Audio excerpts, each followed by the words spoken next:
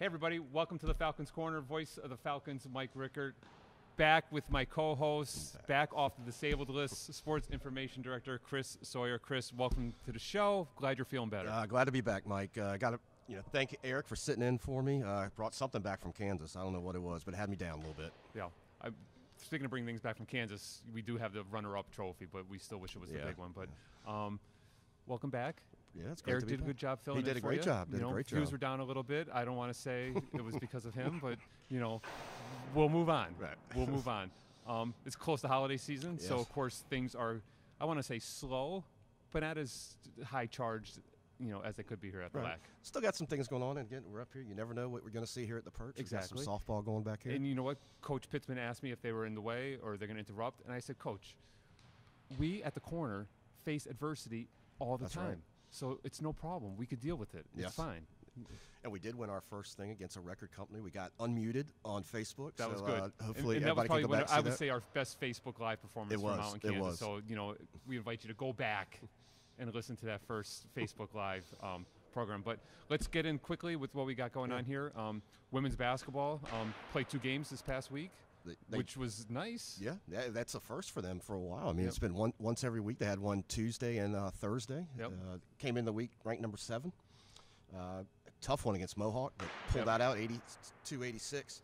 And I don't know if people watched last night's game. Like, it was one of the weirdest games I'd ever seen. was. They fell down. Got down big Yeah. early. Coach Whittington showing a lot of trust and confidence in her girls, not going through her timeouts early, withstanding that big run that Union had. And, they clawed back, got it close at halftime, and then went on a great run to start the third quarter. And, you would think that, all right, they're going to put it away. But Union is one, they're good. 2, that is a tough place to play. Yeah, and that was my first exposure seeing that. That is a very tough gym to play in. But I'm going to tell you, the third quarter, I think we scored almost 35 points in the third quarter. It was unbelievable what we were doing. And we didn't even shoot the ball that well from the outside. I think maybe like 1-3 the whole night. 1-3 the whole and night. I talked about Eric on the show last week that, like, I'm a math guy. Like, 3 is more than 2 and more than 1. So if we're just getting one of those 1-3 a night, that's going to, tally up on the scoreboard. It's not going to be as high. You make a great point because Mohawk game, we had 8 by 1 player. Yeah. So there's your difference right there. Yeah, of course. So, but a tough one. Our girls are also down, as we're recording, down in North Carolina in their tournament. So I know we'll have an Talk update about with that yeah. later on in the show and stuff too. Yeah, so, but tough loss to a nationally ranked Union team. I think when I talked to Coach Whittington today when she got back, she said in her career I think she's like 1-5 at Union. Wow. So that's. It's just a tough place to play. It's a tough place to play. We'll be nice. It's cozy. Very, it's a very cozy place to play. And it's Region 19 too, so it has a little bit more meaning Right. than. And you weren't here, the last couple of years. They're heated rivals. Yeah, and that's stuff, too. what I've been Two hearing. really good quality basketball teams, quality basketball programs. So we expect nothing less when they match up against each other. And hopefully they have a great, being down in Wilmington area, they've got a great chance to bounce back against 2 Georgia schools down there. I don't know much about them. I'm not sure. Right. Coach does. I looked them up a little bit. Right. I just know the Division One. Yeah. So playing the Division One team, so that they're stepping up. Yeah.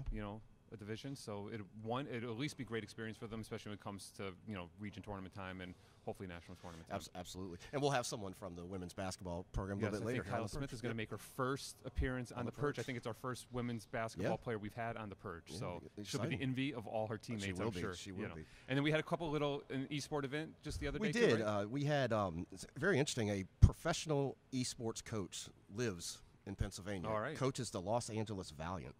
Overwatch, and Overwatch is really big here Right. on campus, and one of the teams that we do came yesterday, spoke to a couple high schools that came out, talked about his experiences becoming a head coach, was a former Marine, which is a very interesting story, and, Right. and what he does now. And what amazed me, we talk about our esports program all the time. We were reading an article. In this pro league, there's 35 teams built in divisions, international teams. They get paid $50,000 minimum, and I looked it up. If they made the team that made the playoffs, one of them got a $400,000. The players, so that's it not is too a, bad. Yeah. it is. I'm telling you what, you talk about your NBA jams. I didn't ask him if they were going to do that. I am ready, and plus I could expand on that a little too. PGA Tour Golf 2. I have that. Yes. I was something else on that. Yes. Especially get me at one of those courses. There's only 4 or 5 that you pick from, but I was lights out. I just tackle that pin every time. But it really was an interesting thing, and it's great to have that exposure here again. Oh, of course. Lackawanna setting the tone. We set the bar, and we are the go-to place, for esports. We are going to have another guest too, because even though college sports are slowing down here on the campus during the holiday break, things will really pick up after Christmas. We're hosting again the Line at Memorial basketball tournament with 4 quality, high school teams, and 4 and girls teams too. Like I said, I keep referring that you're new to the area, but probably the most prestigious holiday tournament in the area. So we're going to bring on our very own Danny Berg, who is key to running the tournament, and it is his event. He's been trying to get on the show for a long time, because if you tune in some past broadcasts, you guys may have seen him walking through the gym, sneaking out of the back door. That's just his little subtle way of saying, I got to get up to the perch. I got to get up to the perch.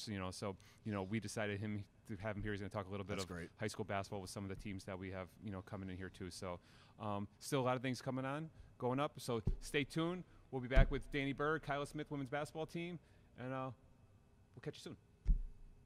Hey everybody, we're back on the Falcons Corner. Voice of the Falcons, Mike Rickert, SID, Chris Sawyer, our special guest, Danny Berg. Danny, welcome to the perch on the corner. Thanks for finally inviting me. Well, listen, yes, you're invited, but you've been on the show a couple times, if people have noticed. And we talked about it a little bit in our opening, that you like to walk by and just let your presence know. I walk by just to let it be known that I'm at work. So. And that, that you want to be on the show someday. Right, yeah. Of course, so welcome. Thanks. We're going to talk a little bit high school basketball, because we mentioned how the school here, it would be quiet with our athletics, but doesn't mean that the athletic department shuts down, that we have a lot of stuff going on here for 2 days after the Christmas holiday. We do. We get to host the 69th annual Line at Memorial basketball tournament. Locally, we would consider it like the Rose Bowl, the granddaddy of them all for local high school basketball tournaments. And fortunately, we're able to host it every year in and year out. We have 4 local schools, boys and girls games, taking place December 27th and the 29th. Obviously, the preliminary games are on the 27th, starting at 1 o'clock in the afternoon. And what do we have first? We have boys first, girls first. What are our matchups? Girls first on the 27th. We have Holy Cross versus Scranton Prep at 1 p.m., followed up by Scranton going up against 4-time defending champ Dunmore Bucks at 2:30, and then at 6 o'clock we have the Holy Cross boys against Scranton, and in the nightcap at 7:30 we have Dunmore against Scranton Prep, and Scranton Prep's 6 times defending champions. They've really been hard to beat, and a lot of the games haven't really been all that competitive either lately. But I think a lot of the teams, like even so, me being around the high school basketball scene a little bit, I think those games could be, really competitive this year.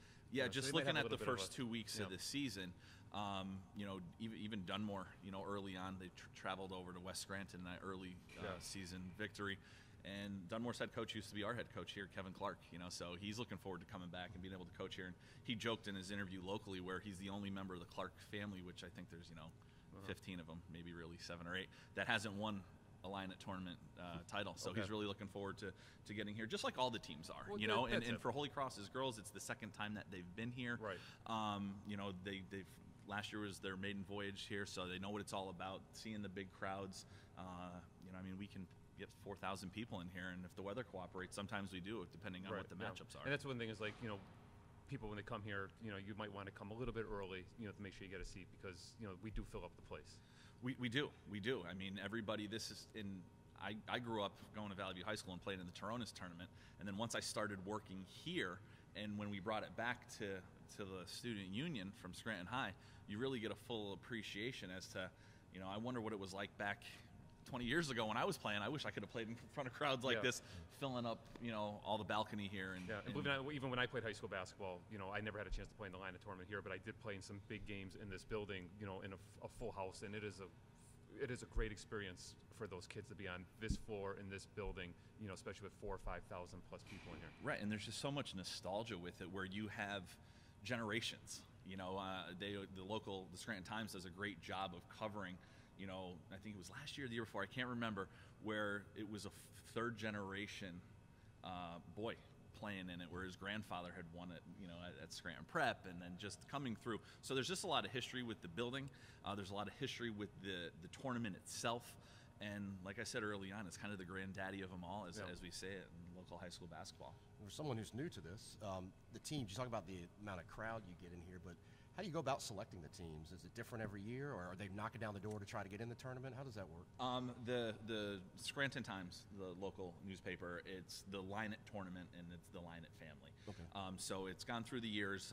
There's been teams that have been a part of it and maybe stepped out. Abington Heights girls was in it for a couple years on the girls' side. North Pocono as well. But they determine the matchups. Okay. We're the host site for it, and it's a great. What am I trying to say?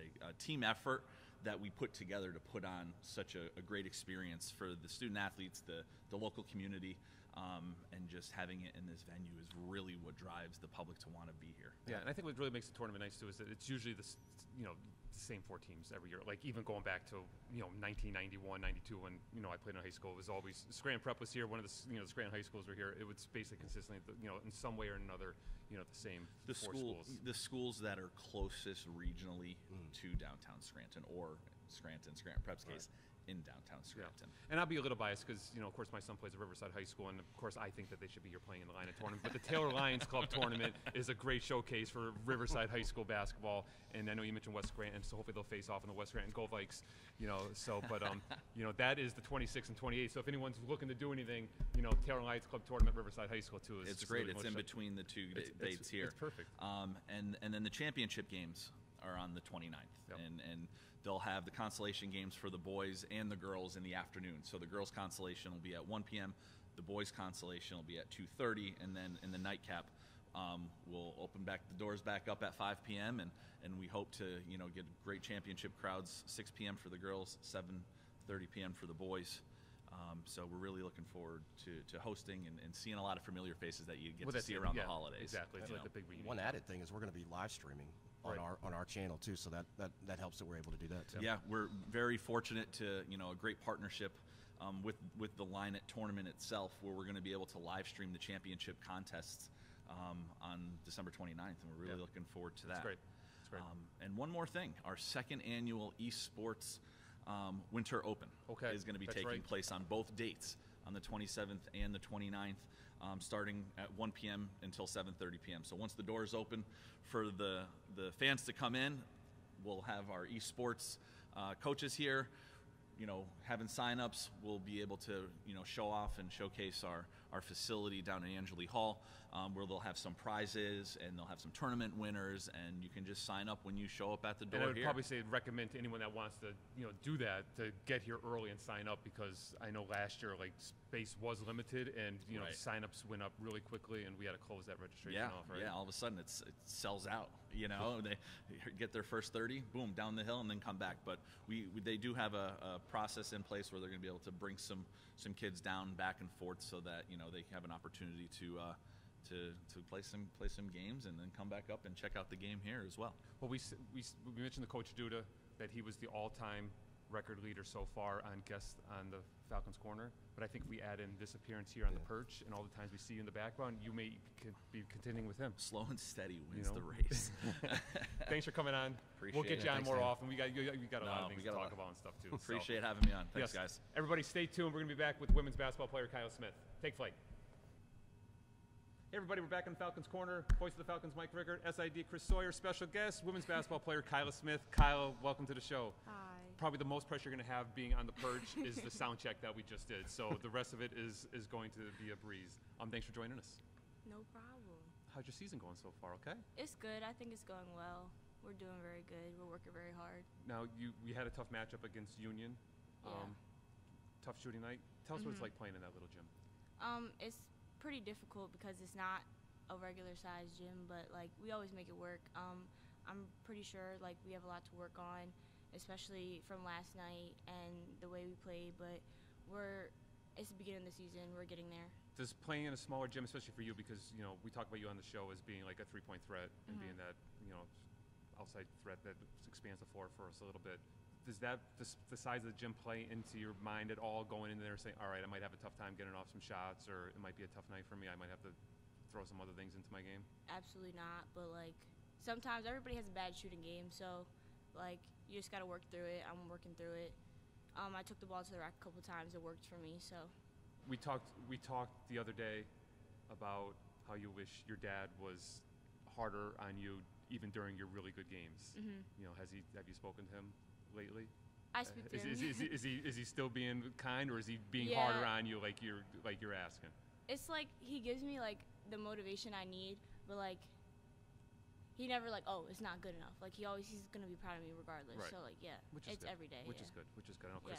Chris has got his stats. Oh, he's got the stats. He's going. No, but you're talking about scoring. You're averaging about 13 points a game, but you jumped out quick and see you were at 26 points against PSU Hazleton, 22 against Monroe. Talk about yesterday, though. How difficult was it to go get? You guys really got behind in the first half. Yeah. How did you settle down, and what did you guys do differently in that third quarter? Because I think you guys almost 35 points in that third quarter. Yeah. Talk about what you did, because you guys were down a player too. So I think some of that had to rely on you a little bit and your scoring. So what did you guys do in that third quarter to get you back in that game? Well, during halftime, like we definitely talked about what we need to work on and we need to calm down, because I feel like we were definitely rattled by the score, obviously. But during halftime, we talked about what we need to do, and then we all settled down, executed the plays, and made smart passes, smart decisions, got the rebounds we needed to get, and it brought us back in the game, and kept that motivation there. Another stat, this one jumped out at me. We got you right now at 18 for 18 for free throws. I mean, that's pretty impressive, well, that's too. the extra work that they're required That to do. That is, because I noticed Right? that the first week I was here. But, got to commend her on that, is 18 for 18, because that, that's, you look back at that Mohawk game, that's one of the reasons we were able to eke out that win, is the free throws that the team did. Definitely. And I call them free. They're free. They're free Yeah. points. So you got to take Gotta advantage make of those. Big trip to North Carolina. I know we're going to recap that later on the show. But what are you looking forward to on your trip, besides the nice long ride? Well, it's going to be two really big games, so I'm really hoping that we come out, play the best of our ability, and we have a really good game between these two top Division I and JCA teams. So. And you were an important part of the team last year, fourth place at Nationals. What would you consider a successful season this year for you girls? Winning the championship, going to the national championship, getting the top two, winning it all. And do you take that approach like every day in the weight room, at practice, game day? You take that approach, all right, we want to finish national champions, be in that final game? Most definitely. We talk about it every day. Awesome. We need to win it. Awesome, good. Thanks for coming on. Thank It you. wasn't so bad, Yeah. right? No, We it could was terrible. we may replay your jingle bells that you did during the no. testimony. We may replay that later. It's up to the producer. That's not my call or Chris. It is up to the producer if he decides to do that. But that might help our likes. Oh, maybe. Or our views. Our views, So- absolutely. but Kyla, thanks for coming on. Good luck the rest of the season. Make sure to check out Kyla and the rest of the Lady Falcons at our home games here on the LC Fan Network. We'll be right back to close out the show. Hey everybody, we are back on the Falcons Corner, putting a wrap, literally Christmas time, a wrap. A wrap. No Look at pun that. intended, I'll tell you. on our last show of the year. We want to thank everyone for tuning in this year. Wish everyone a happy holiday, Merry Christmas, Happy New Year. Absolutely. Do you think we'll be missed? It's I- going to be a couple weeks, right? I think we will, but I think we're going to come back even stronger. And we got to, again, thank everybody for watching us, supporting us. Mike, it's been great. It's been this great. little idea we had has turned out to be something pretty cool here. And At like I the said, school. we have big things planned. So a lot of the stuff that I haven't had a chance to talk to you about but talked with Eric and producing a couple special shows that we might have planned. Coming. Late winter, early spring. Well, I'm sure we'll have pyro. From what you guys did for the football entrance, I expect some pyro when we get back. That fire on that hype video was the best. I can't get rid of it. But that's another show. Another show. Have a Merry Christmas, everybody. Happy New Year. We'll catch you in 2020. Take flight.